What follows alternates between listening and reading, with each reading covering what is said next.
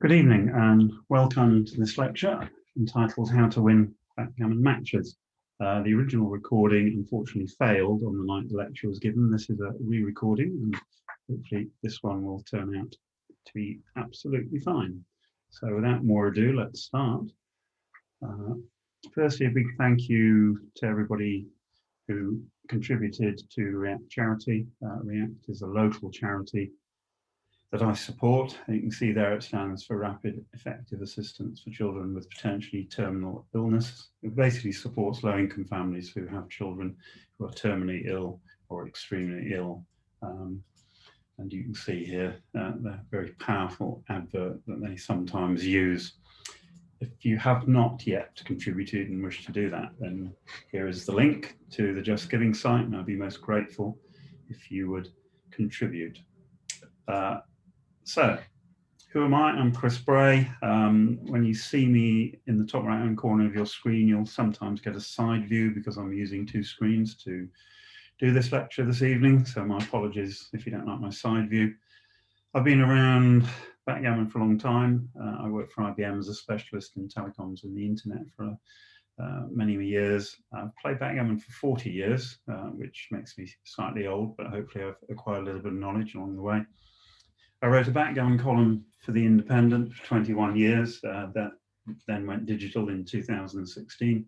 But luckily, the Times decided it would like a backgammon column from around this time last year. And in fact, my anniversary was last week. So we've had a year of it. It's gone well. And you never know, one day they might have more than one a week. But for now, I'm very happy. It appears on Fridays in the Times. Not yet in the tablet edition, but that's about to be relaunched. So once that has happened, you'll be able to see it in the tablet edition as well. I split my time between playing, analysing, teaching, a lot of commentating nowadays, and writing. I've written 9 books, and I will shortly start the 10th, which will be something to do in and around doubling. There's further backgammon instruction, and you can also buy my books. That's the only advert you'll get from me this evening. That's my website link. So I will say no more about that. We've got an audience with very different knowledge levels. I'm fully aware of that. And this is a very complex topic. Doubling is bad enough, but doubling in match play is very, very difficult and actually quite different from doubling in money play. You will not, at the end of an hour and a half, walk out as a genius, but I will give you a framework to build on, and then how much time and effort you spend developing your skill set and practicing is entirely up to you. You can do nothing and just enjoy the lecture, that's absolutely fine. Or you can decide that you're going to do some of the follow-up that I suggest. You will have already been sent a link to the presentation material, which is available in both PowerPoint and PDF. And hopefully, once we finish this, I will send you a link to the Zoom recording as well. The last slide in the deck is entitled Further Study, and that will give you some other places that you can obtain some further educational material. I'll reiterate what I said earlier and what I said on the first lecture, the back game I gave a few weeks ago. There is no silver bullet for this.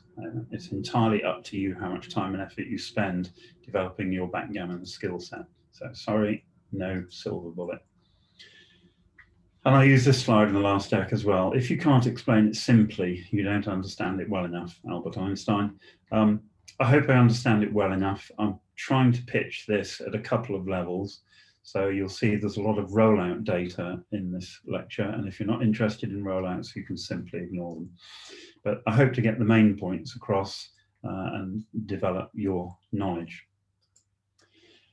Now, are backgammon players born or created? You can have the nature-nurture debate indefinitely.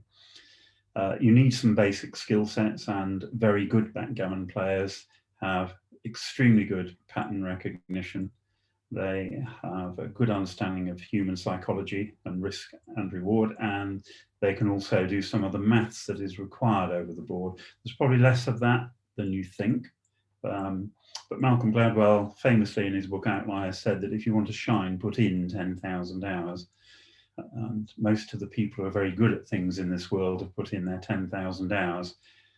And the bad news is it has to be 10,000 reasonably well structured hours, because we've all driven, well, a lot of us have driven 10,000 hours, but none of us are Lewis Hamilton. So you have to think about how you spend your time on your pastime or your career or whatever it is you choose to devote part of your life to. So up to you again, but backgammon players are not created overnight. It just doesn't happen, because you need a library of reference positions in your mind before you play, and you have to build that library. You can't implant it. So no one gets to be good in a few weeks. 2 years nowadays in the modern world, you can become very good starting from scratch if you've got the right attitude and the right mind. But there's another thing, in so much as this is Malcolm Davis, who sadly died earlier this year, very strong American players. He said there's more to learn, but my problem is more about execution than learning. And a lot of us learn a lot when we study and we read. The problem is using that knowledge in live play over the board, under the pressure of a tournament and under the pressure of time. So I know I'm a better analyst than I am a player nowadays, and I'm quite happy to accept that fact. But to become a top player, not only do you have to know all this stuff, you have to be able to apply it, and therein lies the trick. Contents, well, it's a relatively long list of contents, so without, again, further ado, we'll set off. The history of match play is strange, because before 1973, nobody recorded backgammon matches.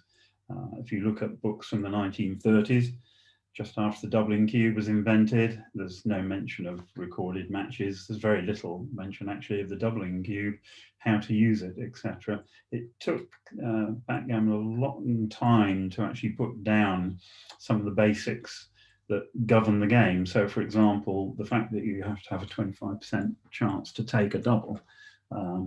The doubling cube was invented in doubling was invented in 1926, but that basic premise was not written down in any book until 1970. And then, as I say, nothing was recorded by way of a match. Moves, certainly, but not a match, until the USA versus UK duplicate match in 1973. There was also a grave misunderstanding of match play.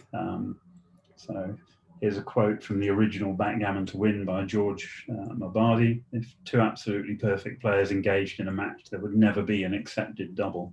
So they didn't realize what they'd invented. Doubling was originally invented to introduce a gambling element to the game and to speed it up.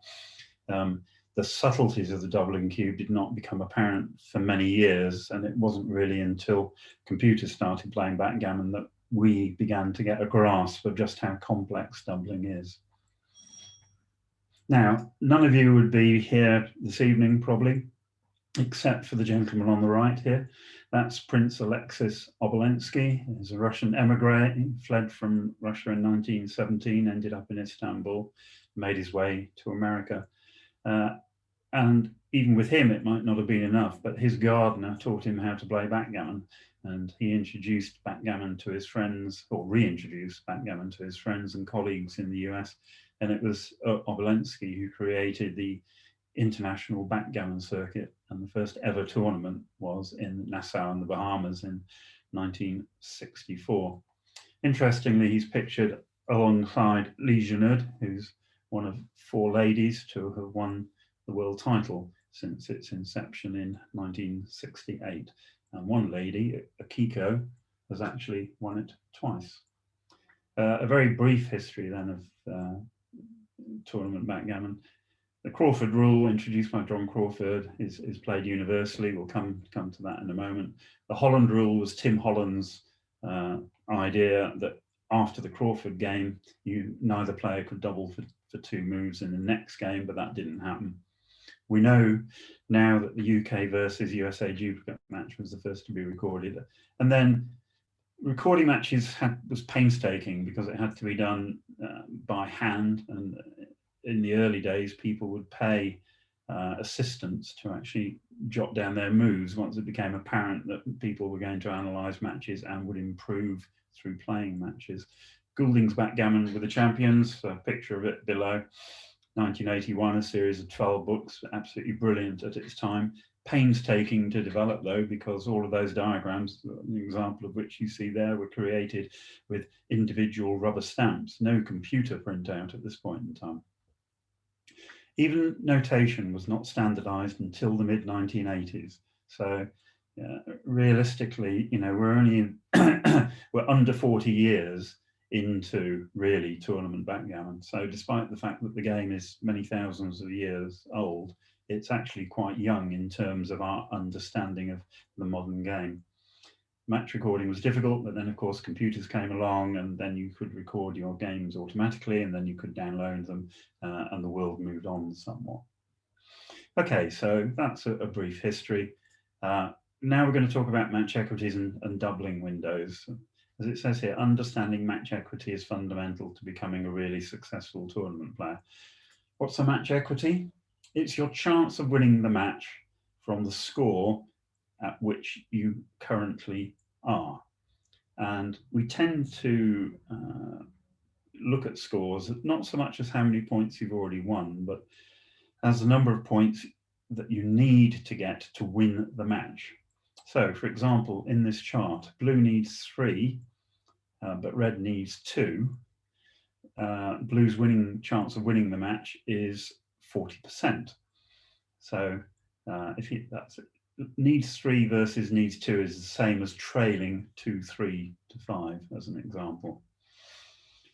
So that equity chart was originally derived empirically by a couple of people, Danny Kleinman, Kit Woolsey. Modern computers use a very slight variation on this. But the key point is that you have to know at any score that you reach your chances of winning the match. You won't need these figures too often, and I'll explain why as we go through. But that match equity table is what drives our cube decisions and our cube handling in tournaments. So it is absolutely the bedrock of tournament play. Can you remember that table? Well, probably you can't. When I was about 30, I learnt it. That was fine. But as you get older, it gets harder to remember. So various people have derived formulae for calculating that table. I'm going to list 3 here: the Janowski, the Underwood, and Neal's numbers. And I don't intend to go through any of them. There are a couple of places in this lecture where I shall tell you to go and read the material as homework, because we don't have time to do it here. And which of these formulae you use, or even indeed if you use them at all, is entirely down to you.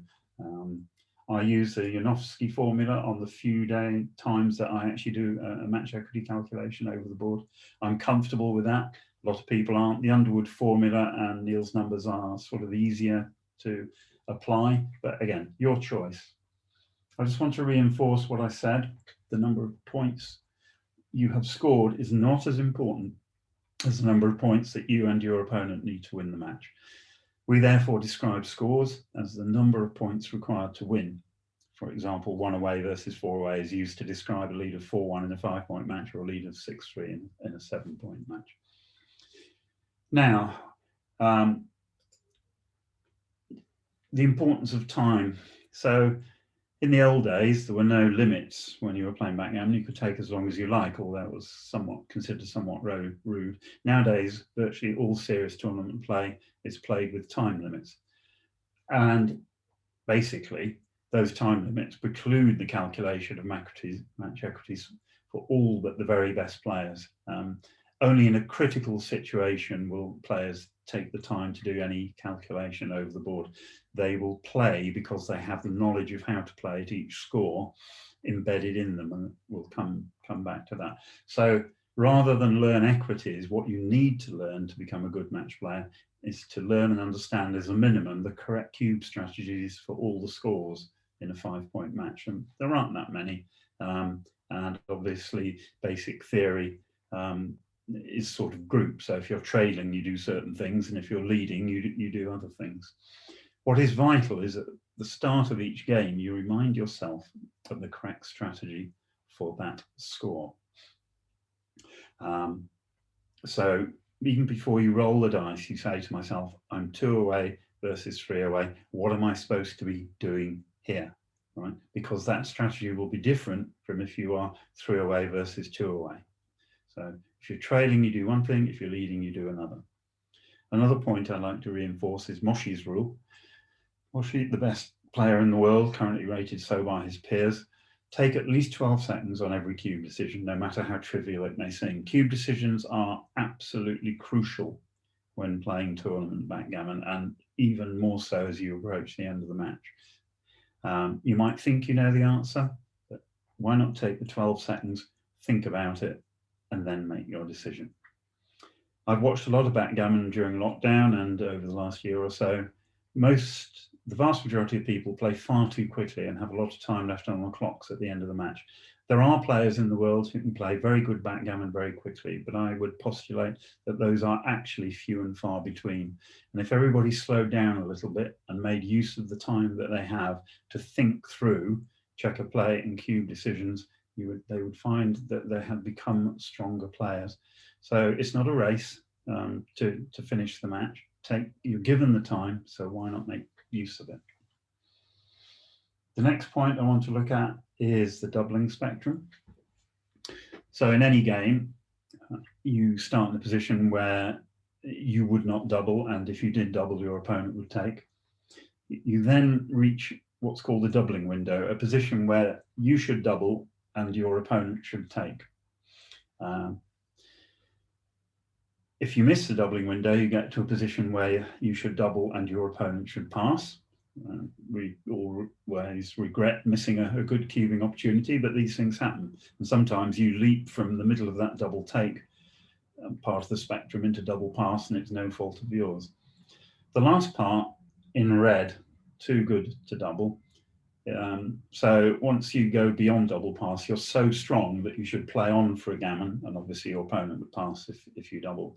But in the main, you don't come across that in money play because of the Jacobi rule, which says that you can't win a gammon unless the cube has been turned. And what most tournament players forget sometimes is that the Jacobi rule does not apply in tournaments. So quite often, and more often than you would think, it's going to be correct to play on for a gammon rather than just to cash either 1 or 2 points. One of the most common errors you see, and we'll see a dramatic example of it towards the end of the evening, of someone cashing when they should play on for the gammon. So visually, the doubling window looks like this. You have the doubling window in a money game opens just past 50%, and it extends out to your winning chance being 77%. And 77 is not a misprint. You might think it should be 75, but actually you can take most doubles with a 23% chance of actually winning the game because owning the cube is worth something. And that's normally reckoned to be about 2%. So that yellow window doesn't vary for money. It's 50 to 77. Now, so the doubling window is the range of winning percentages between which the correct action is double and take, and in the money game we've just seen it's from 50 to 77. In match play, the size of the window is dictated by the score. When leading, the window can be very narrow, or actually non-existent. And when trailing, you can sometimes double when you're not even the favourite. So, how do you calculate those equities? How do you make doubling decisions based on, sorry, let's go back. We're just going to look at the doubling window from when red leads 2-1 to 7. And again, there's a methodology here, which I'm not going to take you through again because of time constraints. There are copious examples in Wolseley's How to Play Tournament Backgammon book, and you may never want to do this, and most of the time you don't need to do this. But there is a set method for calculating the doubling window at any score. I've happened to do it for red leading 2-1 to 7. And we find that the doubling window for this score is from 53 to 76. So it's slightly narrower than the money window, but you would expect that because red is leading. But there's a level of complexity to be added on here. This takes no account of white redoubling or of gammons for either player. And when you add those into the mix, and particularly in a short game, the cube actions get so distorted from what the money action would be that it is truly remarkable. It also is extremely complex. So again, we play based on experience. We make decisions based on experience. I'm not expecting you to go out and suddenly calculate doubling windows.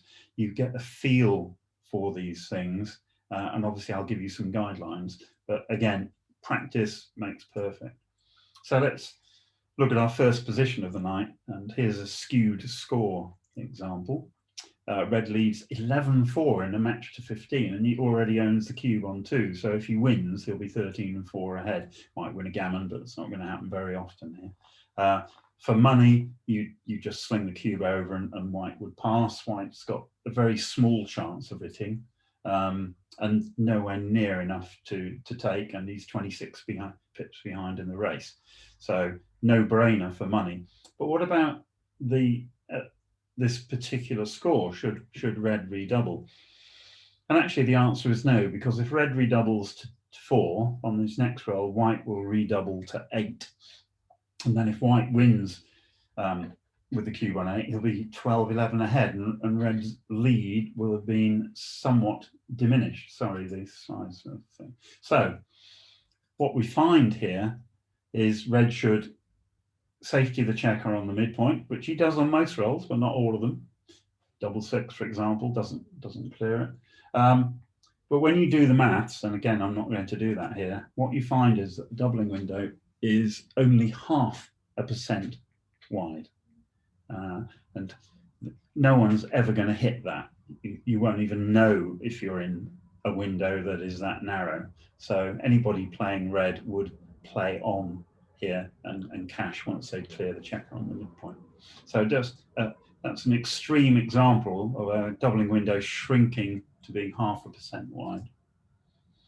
The nuts and bolts of playing tournament matches, fairly straightforward. The Crawford rule is always used. So the Crawford rule states that once one player reaches match point, the cube is not in use in the next game. Once the Crawford game is over, the trailer must double at the first opportunity, obviously, because if he loses the game, he loses the match anyway, so he should play for more stakes, double the stake. In a 5-point match, if you're leading 1 away, 4 away, or 1 away versus 2 away, you have a free drop, because if you drop, your opponent will still need the same number, will have to win the same number of games as he had before this game in order to win the match. Therefore, with any disadvantage, you exercise your free drop immediately. And obviously, if you're doubled by your opponent and the cube reaches a level that means he would win the match if he won the game, then you redouble on the next roll to 4 or 8, because again, it will cost you nothing. Simple basic tactics. If you're leading, you play for simple positions such as races and holding games. Establishing a high anchor early when you're leading is always good. It reduces the gammon risk significantly. If you're trailing, it's the boots on the other foot, and you play for complex positions, especially prime versus prime, as these generate more gammons. Blitzes are also good because they generate a lot of gammons. Now, in backgammon, you have a choice of how to play the opening roll, but in a match, you rarely actually have a choice to play the opening roll. So how would you play all of these rolls? I'll leave you to think about it. But for example, 4-3, if you're leading, then you split the back checker and bring 1 down. If you're trailing, you bring 2 checkers down. The reason is that different types of opening roll or moves generate different types of game, and that a 4-3 by playing 13-9, 13-10 is going to generate much more complexity, many more blitzes, many more prime versus prime situations, which is precisely what you want. So if you're trailing, you 4-3, you bring the 2 checkers down. Basic doubling. Never be afraid to double. Your opponent can't make a mistake if you don't give them the opportunity. Woolsey's law. Whoops, sorry, it's a bit too soon. Where we go, there we go. Rules is law. If you're not 100% sure that your opponent has a take, then it's always correct to double. Put the pressure on. And also, conversely, never be afraid to take if the situation demands it. Fear dominates cube handling in most matches, and we'll see an example of that later on. So people think, oh, but if I take and I lose a gammon, I've lost the match. So I know it's a take, but I'm going to drop anyway.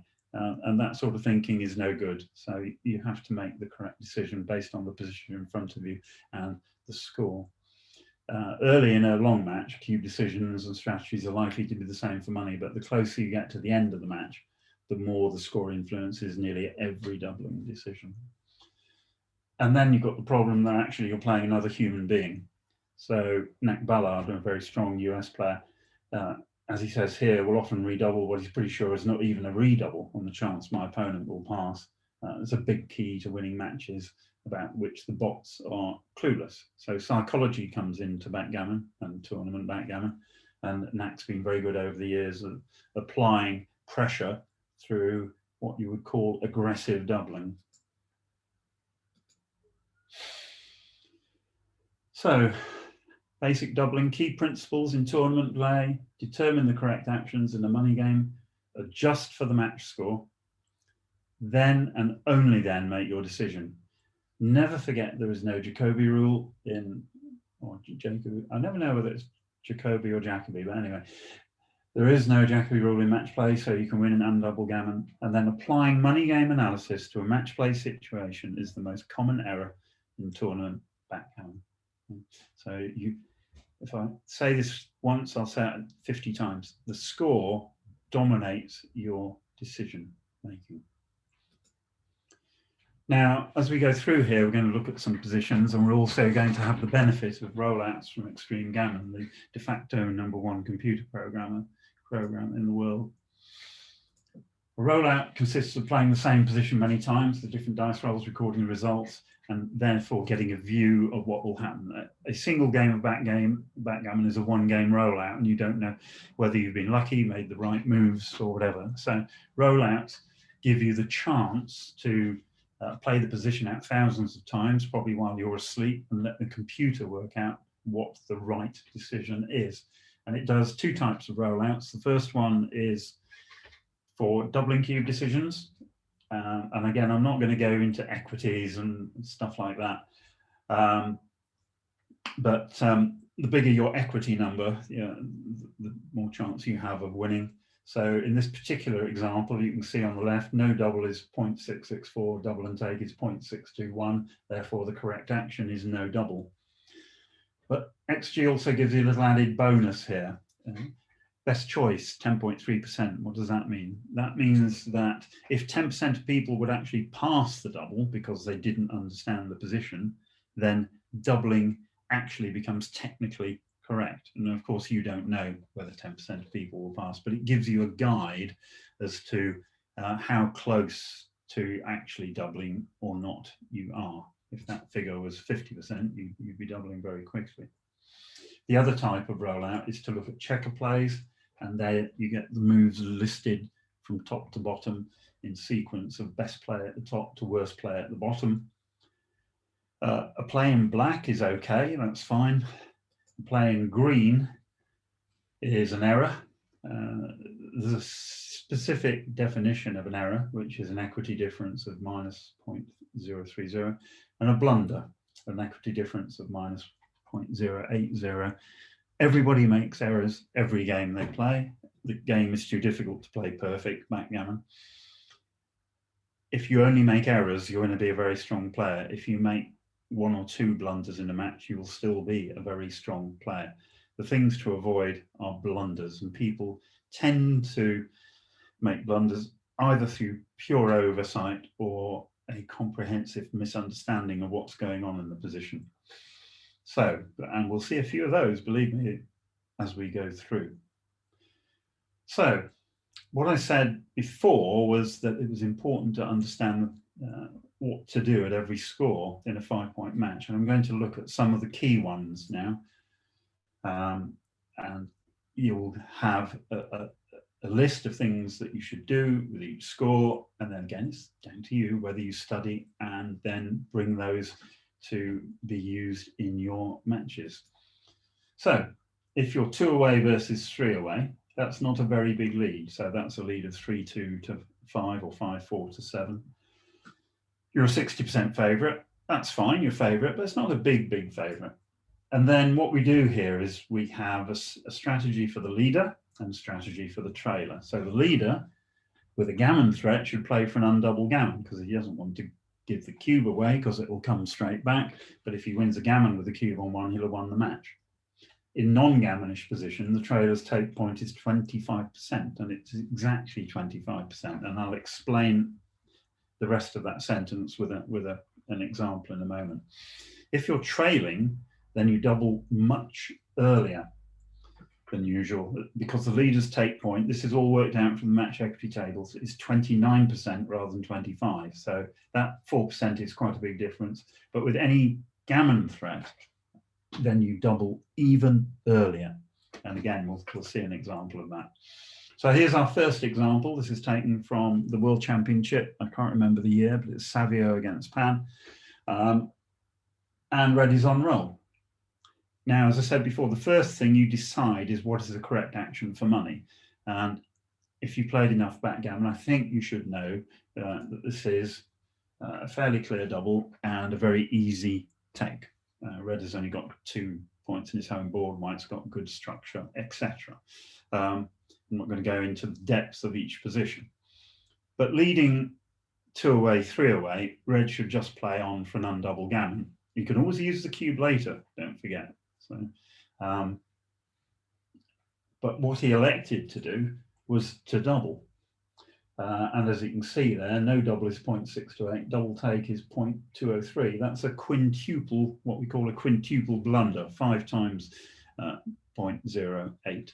So that's an horrendous mistake to make in a World Championship final at such a critical moment. Red did double, white redoubled on the next roll. So now gammons don't count, the cube's out of play, and it will be checker play that decides the outcome of the match. And in fact, red paid for his premature cube here. He was a big favourite, but then managed to fan 8 times on a 4-point board. White scooted all his checkers home and won game and match. So that's a very heavy price to pay. And the correct decision is no double and take, obviously. Now let's look at what I said I would explain the rest of the sentence earlier. So again, 2 away versus 3 away. I'll give you a moment or two just to look at that position while I take a sip of water, if I may. So what would you do for money?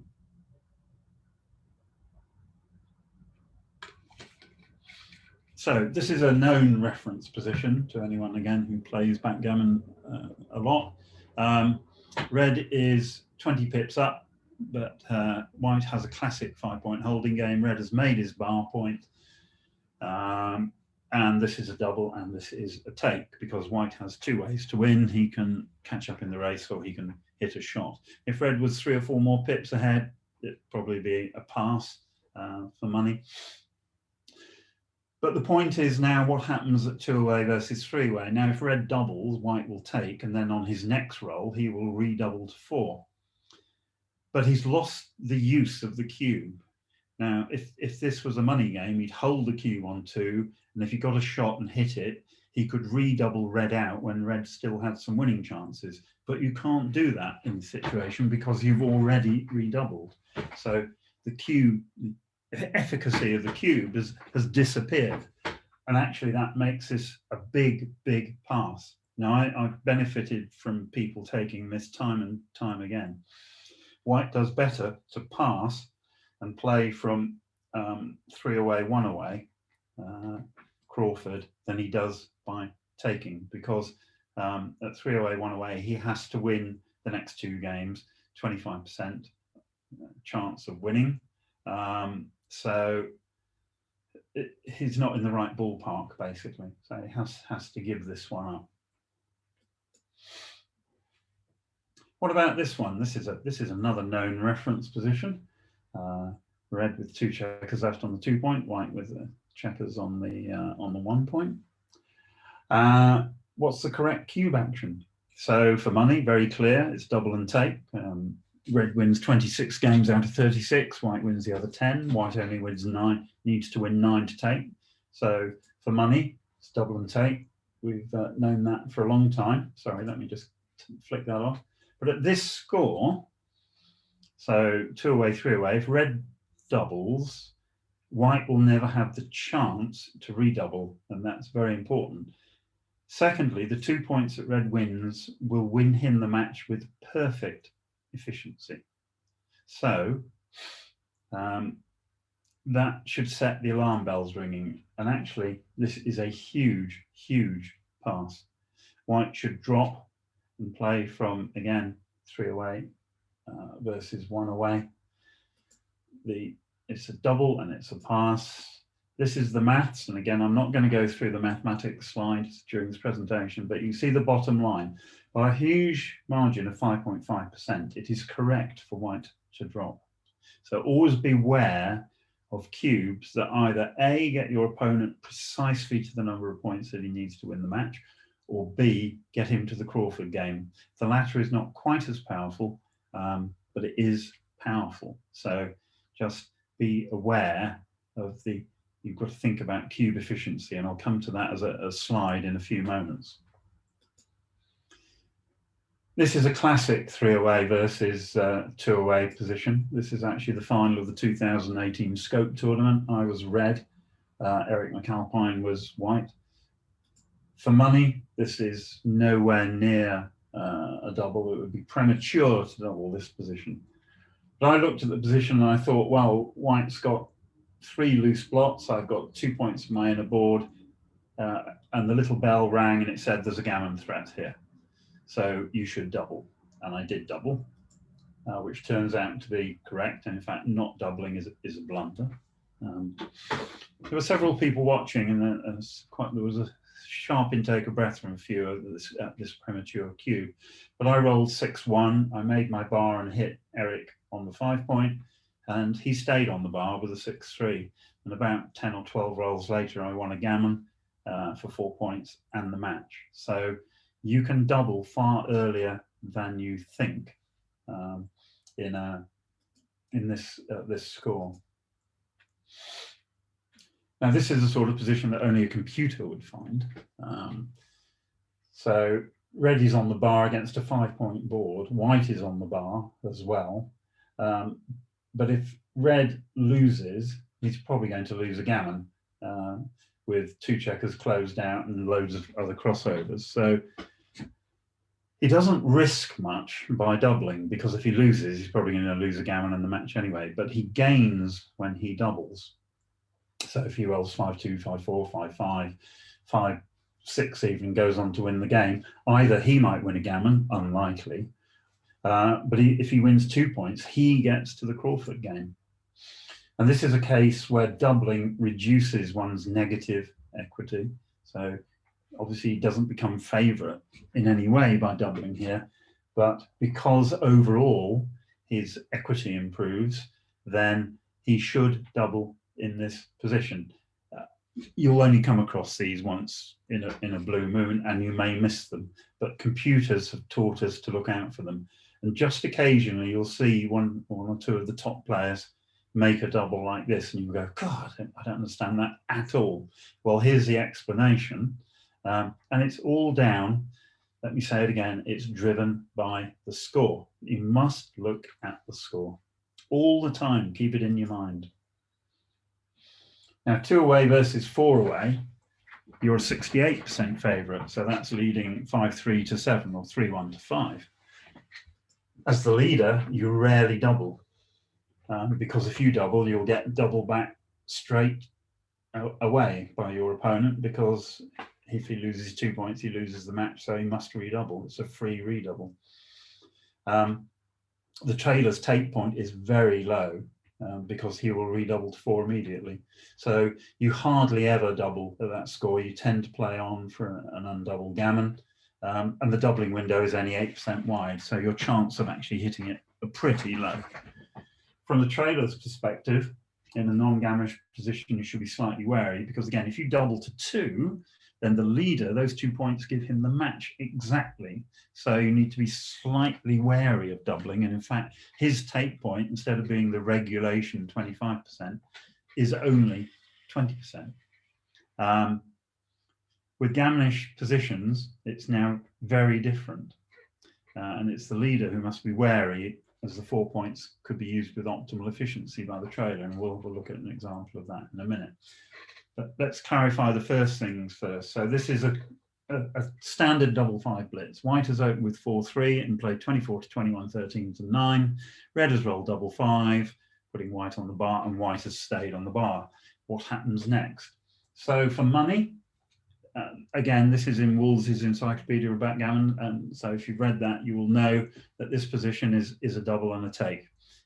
It's only just a double. It's a very, very easy take. But if you're leading 3-1 to 5, you would never double this, because as soon as you double, the cube comes back on 4. That means that gammons are irrelevant, and the only reason this is a double in the first place is the percentage of gammons that you win. So that would be a huge error, and you can see that it is in fact a mammoth error to blunder, to double here. So no double and take. But now let's spin it round the other way. Let's say you are 4 away and it's your opponent is 2 away, same position, so the money result is unchanged, still a small double and an easy take. But if you double as the trailer, what should your opponent do? Well, now he's risking those 4 points. A double gammon would get red precisely to winning the match. So the alarm bells ring again. And now we find it's a gross error to take the double. So same position, 2 different scores, completely different results, driven purely by the score and the number of points each player needs to win the match. So here's another classic example, 4 away versus 2 away. Red has opened with 3-1. White has replied with 3-2 and played 24-22, 13-10. Standard response to a 3-1 opener. For money, obviously, this is nowhere near a double. It's only the Red's second roll in the game, after all. But White has got 3 split checkers, 3 blots. Red has got 2 inner board points. The little gammon bell is ringing. And what you find is, actually, this is a big double. It's an easy take, but it's a really bad mistake not to double this. And if you watch XG play or very strong players on grid gammon at 4 away versus 2 away, the cube, if the trailer gets any sort of edge, moves very, very quickly. I've been doubling earlier and earlier at this score, and believe me, it does pay dividends, because you often win not often, but you quite frequently win a double gammon and you win the match. How about 3 away versus 4 away? It's actually the most complex score because of the difficulty in factoring in the redoubling, especially for the trailer. Because if the leader doubles and wins, he'll be 1 away versus 4 away, which is not where you want to be as a trailer. But if the trailer has a chance to win the game, he'll be redoubling very quickly. Oops. So, leader, be aware that the cube will come back quickly. Initial non-gammonish doubles are about the same as for money, but consider playing on for an undouble gammon in volatile positions. You really don't want the cube bouncing around here. From a trailer, non-gammonish positions, be slightly wary, because again, if you give your opponents 2 points instead of 1, then he will get to the Crawford game, which again is to be avoided. But with gammonish positions, again, because the 4 points give you the match precisely, then you should be doubling very early. How about this one? Red owns the cube on 2. He's doubled early. White has been trying to bear in safely and has finally left a shot. So what's Red going to do? If he loses this game, he will be 4-1 down to 5. Or he will be 4 away, 1 away. And that's not a good place, because we've only got 17% chance of winning the match. Again, if you look at the match equity tables, you get that information for nothing. Could it be right to redouble and put the match on the line, despite the fact that you are the underdog? And the answer is actually yes, this is a big redouble. And obviously it's an easy take, but I've seen people drop these. This is from a match at the London Open, Carter Mackig against Paul Weaver. Carter was red. He had the option of redouble, thought about it, didn't, hit the 5, won the game, but lost the match. So that was a learning curve for him when we discussed all of this afterwards. But a single game winning shot, and it has to pretty much guarantee the win at this score, will nearly always warrant a redouble. So you might find that surprising. You may never have seen it before. Now you've seen it. So it happens specifically at this score and with the cube already turned, but it happens often enough that you should know about it. As you can see here, the equity, it's a big mistake not to redouble. The maths is there, and again, I'm not going to go through the maths, but basically red improves his match winning chances by 7% if he doubles. So 7% is an awful lot in a backgammon match. And as I said before, it's clear white should take the redouble, but I've seen people drop these. The fear factor comes in again.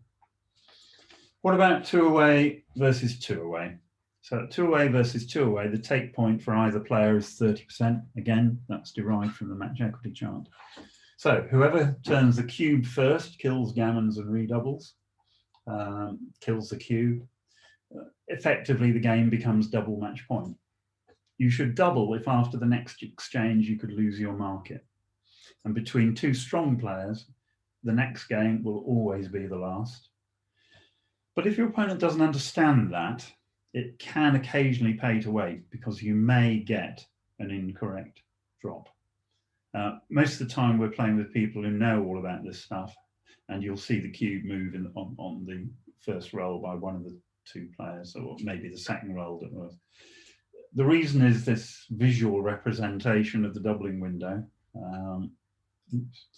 You're playing the game only in the yellow part of the playing field, because if you go outside that, it becomes double and drop. And the worst thing you can do is to go outside the yellow box, double, get a drop, and then you've got to win another game. You are much better off doubling when you are favourite and putting everything on this one game, because after all, you're the favourite. So why would you not double? Make sure you cannot go outside the yellow area by the next turn. Here's a simple example. White has opened with a 4-1, slotted his 5 point. If red rolled double 4, double 2, and white fanned, he would have gone outside the yellow box. So it's not going to happen that often, but it happens, even it can only happen very occasionally, it's still correct to double. So correct play, double, take. Now, I just want to reiterate what I've already said about the cube and its efficiency. You must make the cube work for you.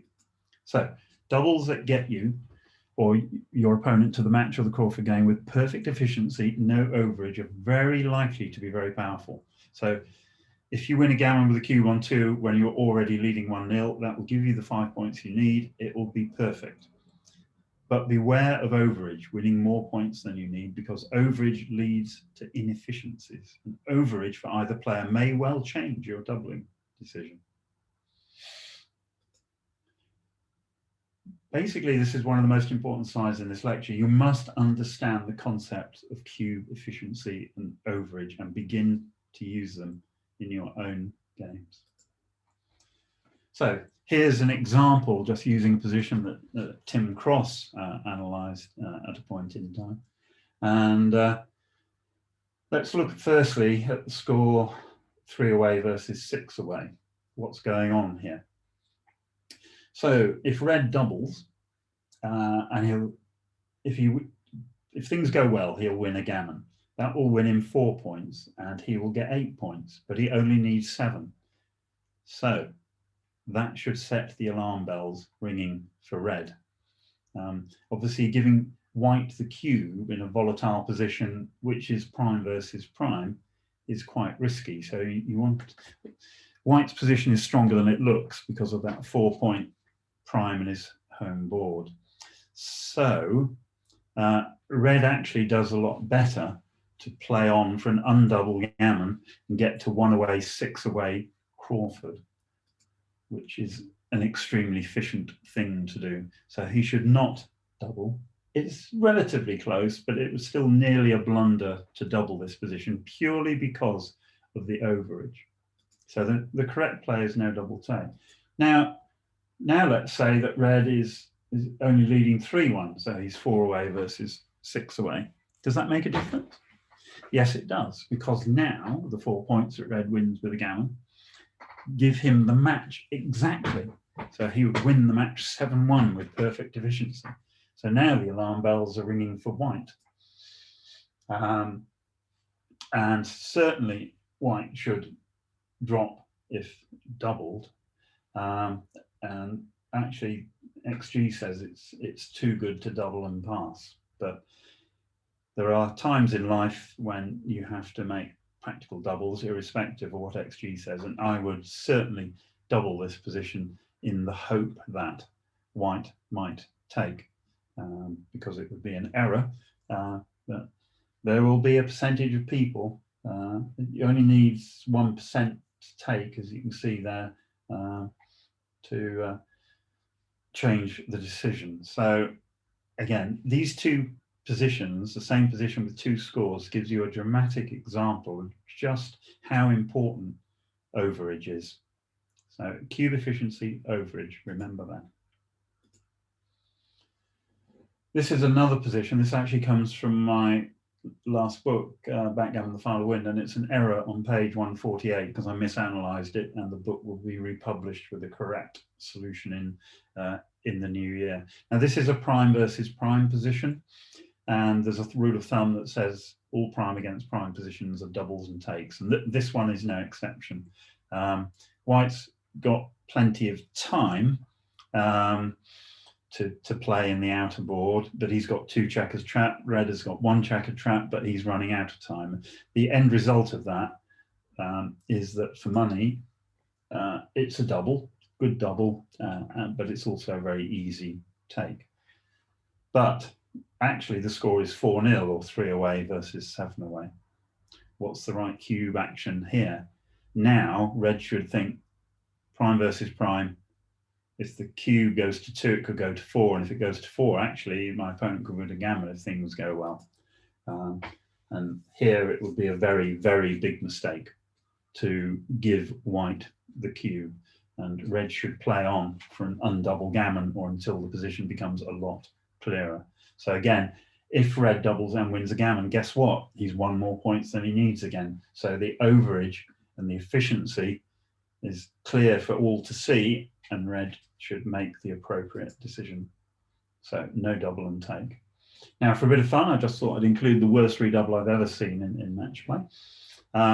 This is the final of the London Super Jackpot about 4 or 5 years ago. White was Falafel, a world famous player. Red will be unnamed. So red already leads 8-3 to 11. He holds the cube on 2. His opponent has borne off 6 checkers. So even in a money game, this is nowhere near a redouble. Red needs to close white out and bear off a checker, probably before he can redouble. But red did redouble, and it is a gargantuan blunder, as you might expect to redouble. Now, again, this could be a question of nerves, but red redeemed himself because his next 3 rolls were 4-1, making his ace point, followed by 3 big doubles, at which point the match was all over. So there you go. You can play as accurate as you like, but sometimes the dice will get you. Other scores. Every score requires some thought. I'm just going to give a couple of examples. But remember, be wary of gammons. A take for money is not a match take necessarily, even at 0-0. And when trailing, prefer to be at an even score when your opponent reaches match point. Because when you win the Crawford game, you'll be at an odd score, and then your gammons will become very efficient. Your 2s and your 4s will become very efficient after that. Always have a strategy for each score before you start the next game. That's the second time you'll have seen this. I think it probably appears at least once more. So very quickly, this is a 5 away versus 5 away example. Red is on roll. For money, this is a squeaky take. It's no great bargain. And in a chouette, I'd be happy if the captain wanted to pass, or I wouldn't argue with anybody about this, but technically it's a take. But at this score, it's a massive pass because, again, cube efficiency. So a double gammon gets red to the Crawford game. So again, if I say these things often enough, hopefully they go in and then you begin to reuse them yourself. Double and drop. But there isn't now. Here's an oddity at 5 away, and this one is worth remembering. So red has been doubled. He's played a back game. He's now got a double shot. Now, a double shot in a back game is virtually never a redouble, but and even a triple shot is virtually never a redouble either. But here, if red loses, he'll be 4-0 down. Not good. 4-0 down Crawford. But if you were to win 4 points, it would be he who was 4-0 Crawford ahead. And occasionally he'll win a freak gammon here when White springs loose additional checkers. And this becomes actually a redouble and a take, and it's a big redouble. So, but note, it's only the score that makes the redouble correct. So again, either player can get to Crawford, so the warning signs are there, but just remember this opportunity, and this quite often happens. You're playing a back game, you get a situation like this. You never think about redoubling this for money, but at this match score, it's a very, very clear redouble. Similarly, 4 away versus 5 away. Again, leading 1-0 to 5. This position is very gammonish, as you can see. White has no anchors, an exposed block. Red's got a good home board. Technically, for money, again, it's a skinny take, but you don't love it. But the match score is a massive pass. You just have to drop and play from 2-0 down or 5 away, 3 away. You've just got to let this one go. It's just too risky that you're going to lose the match on this particular game. So that's double and drop. And lastly, let's look at high cubes. So you take special care with high cubes, and when the cube gets very high, even a small lead can make a big difference. Particularly true when one or both players can win the match. We're talking about overage and efficiency again. Consider things carefully when you can win more points than you need. The concept of overage. I seem to have repeated myself, as that may generate inefficiencies. So here's a pretty typical example. Red trails 0-2 in a match to 15, but he owns the cube on 8. For money, this is double and pass. As you would expect, if red is behind, this is going to be a pass here as well. So no great surprises. But what if red was already leading 2-0 and you recubed 16? So, but then he'd win 18-0. So again, overage, inefficiency, warning bell rings. And actually, this is no redouble, although it's relatively close. That the idea here is you take a roll a non-double, your opponent rolls a non-double, then you cash the game with the cube on 8 and don't give your opponent the chance to redouble to 16 and win the match. So just again, small lead, but a big cube. So just be wary of that fact. But sometimes things are not that clear. So here's a position from Monte Carlo in 2006. Red is on roll, the score's 4-all, the cube's already on 4. What do? Well, as red, you double, obviously, because you are 75% to win, and this is one of only 2 known positions in backgammon where red has exactly 75% winning chances. What does white do?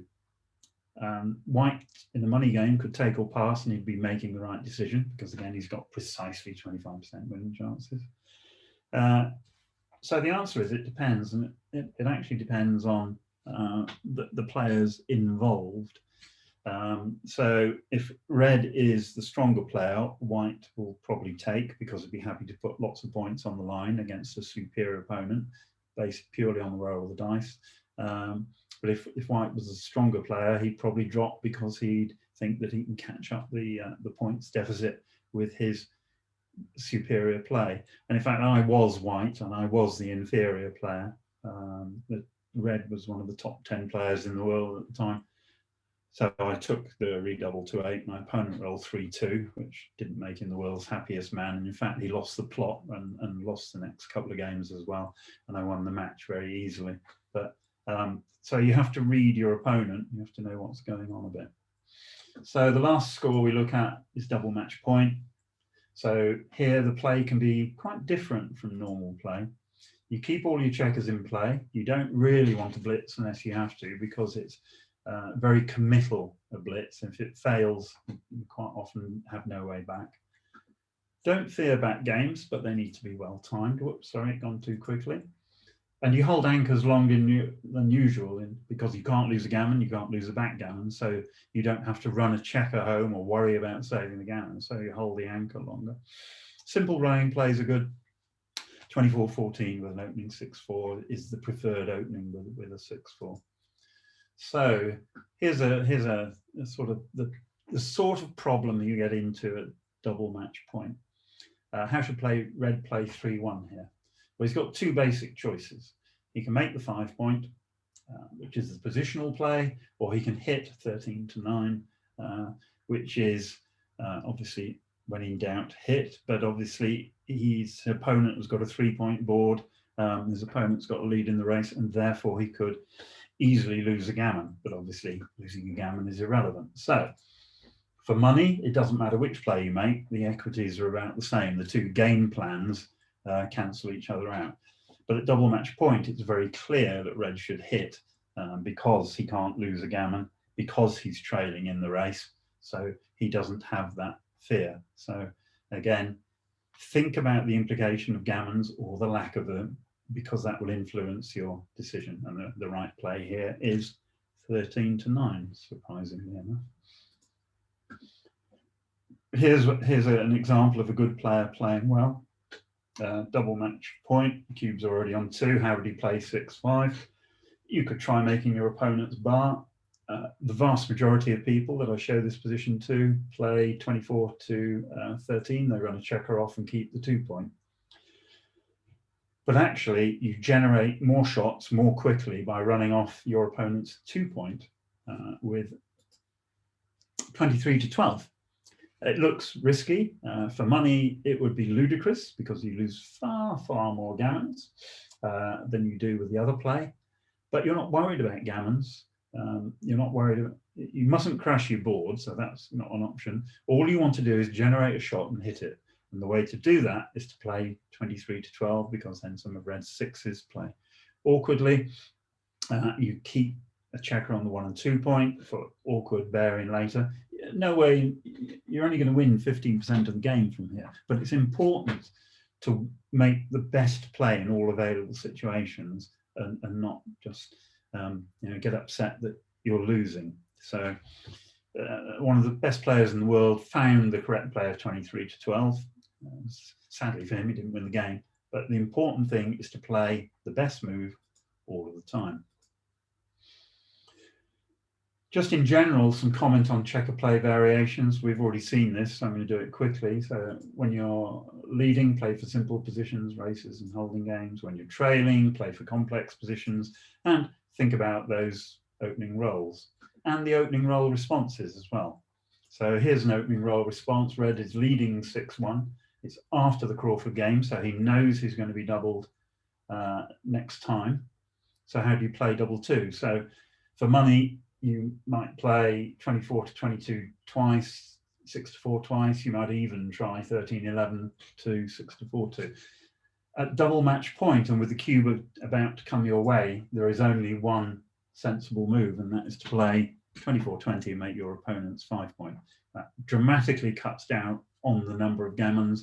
It reduces your opponent's flexibility. So with different scores, again, the play would be different. And one of the things you can do is take any position, vary the score, and then look at how to play certain rolls of the dice. And in that way, you improve your knowledge. So 24-20, very straightforward. At double match point or match point, you can make moves that you would never make in a normal game. So red here has doubled early because he was trailing. He's been waiting desperately to get off white's bar point. Yet again, he's failed to do it. For money, you would actually just make the safe play of 7-5, 7-2, although it's close. But in a situation where gammons don't matter, you need to do your best to win the match. And that play is to play 18-13, 6-4 hitting, leaving 4 blots. The point is, if you don't get hit, and particularly if white fans, then your gammon winning chances are pretty much tripled. And if you win a gammon, it will be you who leads the match 6-5. So again, risk and reward. Big risk, big reward. So now we come to the last section.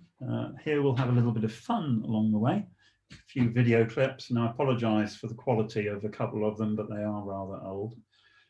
Firstly, what links these 4 stars? It's Jan Novotny, Jan van der Walt, Jimmy White, Stuart Pearce. I hope you can pretty quickly remember that they all choked under pressure. So they were in strong winning positions, all of them, but didn't win. And you don't know why people choke. It's a personal thing, it's a temperament thing, but you can train yourself to perform well under pressure. It's just the first time sometimes that it happens to you. So particularly Novotná, who was in her first Wimbledon final, she could not cope with the pressure. So in contrast to those 4, look at Naomi Osaka or Pete Sampras, who never displayed any emotion on the court and just got on with it. Sampras was once asked what he thought when he was serving for his first Wimbledon title. He said, "What went through your mind?" And he said, "That's very clear. Nothing went through my mind. I was in process. And until the match was done, I was going to stay in process." So didn't make him the world's most popular person, but it made him a very, very strong tennis player. So here are our 3 Japanese giants from the moment, Mochi, Akiko, and Mishi. And one of the reasons they're so successful at backgammon is their temperament. I've never seen any of them lose their temper. I've always seen them take precisely the right amount of time thinking about difficult plays. They're very personable and very, very nice people. But I think the temperament is the answer to why they are so successful. And again, could be something in the Japanese psyche, I have no idea. But it can't be a coincidence that the 2 top players in the world are both Japanese at the moment. So now we're off to Australia 2003 and the final of the Rugby World Cup. Many of you will remember this, and again, I apologise for the quality.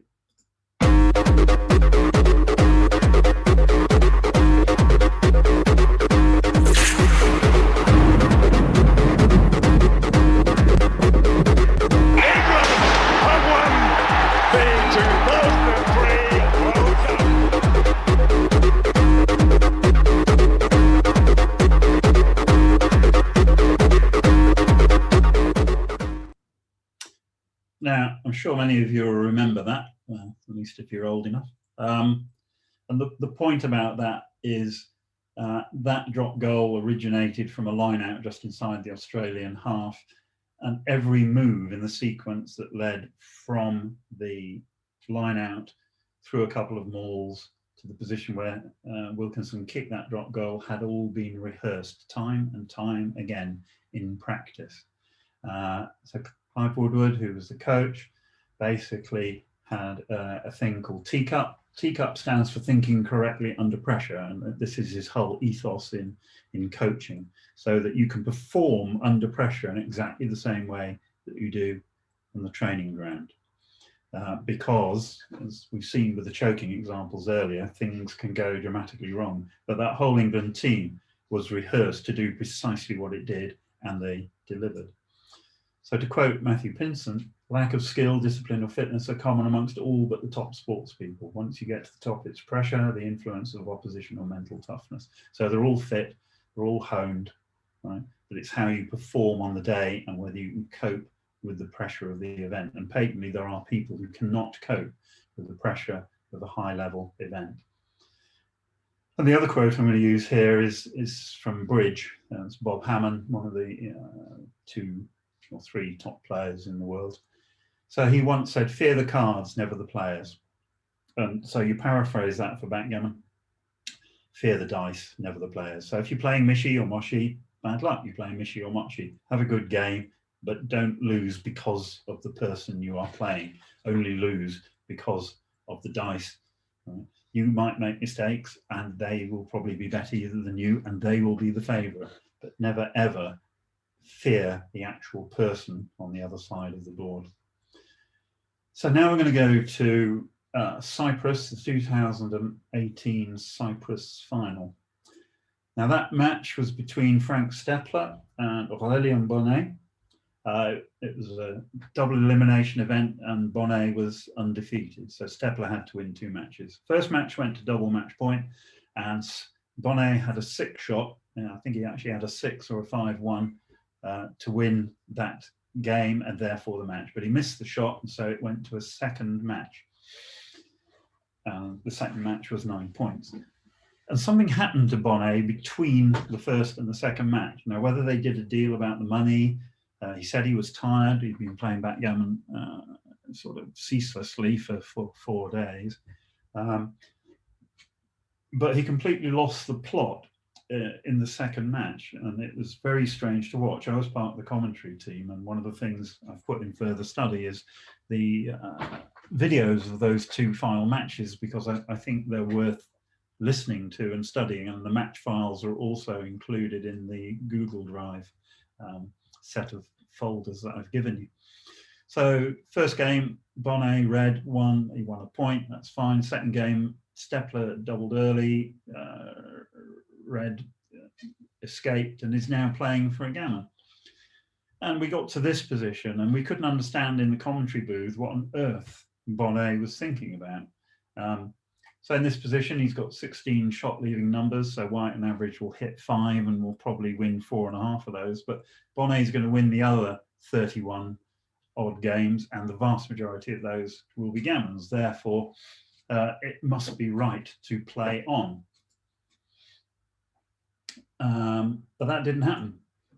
He cashed the game, and it's a really horrendous mistake to make. So instead of being 3-0, 5-0 up, or even a freak 7-0 up with a triple, he was only 3-0 up.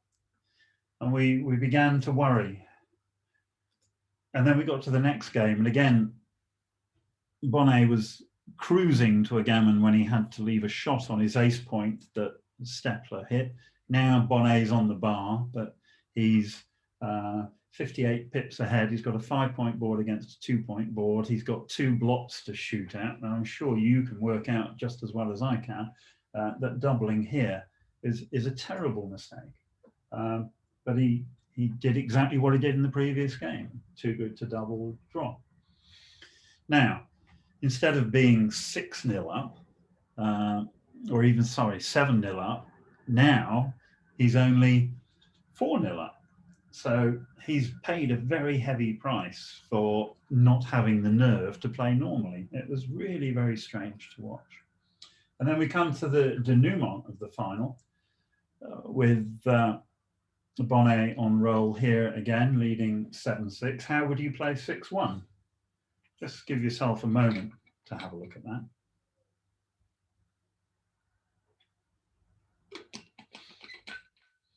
And the answer is, I hope you found 13-7 and then hit 5-4, because if your opponent fans, actually you can double him out and get to 8-6 Crawford. But again, Bonnet lost his nerve and played 7-6, 7-1. The ultimate bottle out moment in a major final. So what happened? White rolled 5-3, which incidentally would have kept him on the bar and lost him the game. And and then red roll something, I can't remember, 6-2, I think. And then now Steppler, white is on roll, and this is a standard holding game situation, and particularly trailing, Steppler needed to double, which he did. It is a double and it is a take, and this time Bonnet took. But Steppler did leave an 8 shot, which wasn't hit. He won 2 points. He was then 8-7 ahead. And the final game, which incidentally is not in the video because of a technical problem, was a non-event. Steppler just rolled a few doubles, closed out Bonnet's checker, and easily won game out. So Bonnet basically cost himself the match with his whatever his problem was on the day. So just be careful. Don't become a choker. The final one of these is from another World Championship final between Granstead and Russell, and this was another double elimination event. And white, Russell, had built a big early lead and then had been pegged back to the point where Granstead was now in the lead, 14-12. If you look at this position, again, depending on your level of experience, you will note that this is a pretty clear double, but it's a pretty easy take. Red has not got any inner board points. White has many different ways to win. He could catch up in the race as well. And Granstead doubles, as you would expect, and we were all expecting Russell to take, but he dropped, and it was very strange. So Joe's a really good player. I've played him many times. He's a great guy, but he misjudged this, or he bottled. I don't know what exactly the problem was. And Granstead went on to win the first match, and then at the start of the second match, Joe kept either doubling late or dropping early. And it became apparent to everyone who was watching exactly what was going to happen. And Granstead did end up winning, and he won the title for the third time. He's a phenomenally strong player, but again, Joe was affected by the tournament situation. This is a double and it's a take. So, last couple of thoughts here. Let's look at Stan Wawrinka, the tennis player. If you look at the picture of Stan, you'll see on his left arm there's a tattoo, but you won't be able to read it. Stan was a very reasonable tennis player, but he wasn't top-notch. And then he tried to work out why he was not getting to be a Grand Slam winner.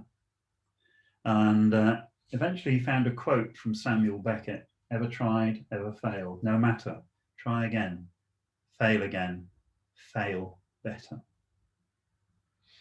And he had that tattooed on his arm, and that's what he looks at moments of stress, because he knows that you will fail, but he knows that he will learn through failing.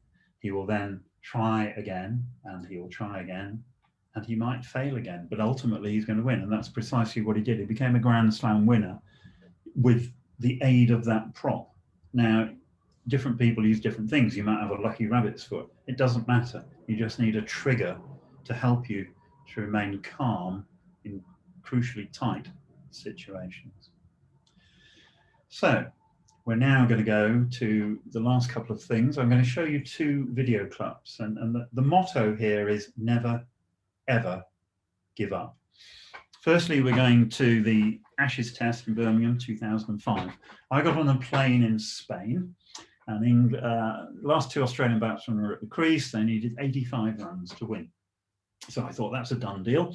And I got to England. I turned my phone on when the plane landed, and yes, England had won. But I didn't look at the detail until later, when I discovered that England actually won by 2 runs. So here is the denouement of that test match.